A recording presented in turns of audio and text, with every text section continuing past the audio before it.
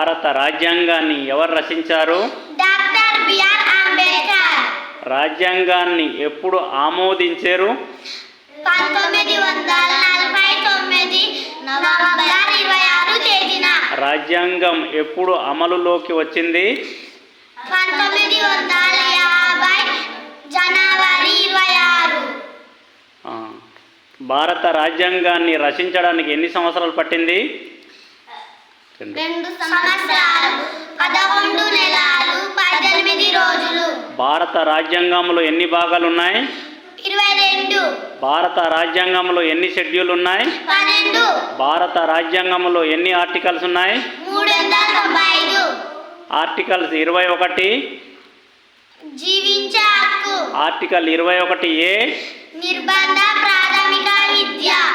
Articles 1 నుంచి 4 వరకు. భూభాగ పరిధి. ఆర్టికల్ 5 నుంచి 11 వరకు. పౌరసత్వం. ఆర్టికల్ 12 నుంచి 35 వరకు. ప్రాథమిక హక్కులు.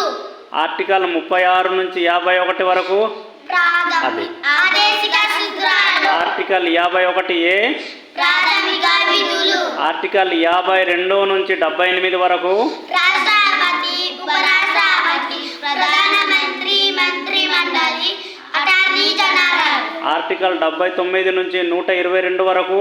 పార్లమెంటు దాని విధి విధానములు. ఆర్టికల్ 123. రాష్ట్రపతి అధికారములు. ఆర్టికల్ 124 నుండి 147 వరకు.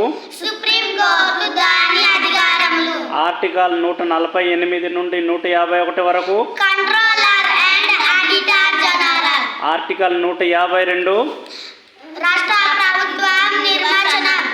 ఆర్టికల్ 153 నుంచి 166 వరకు. గవర్నర్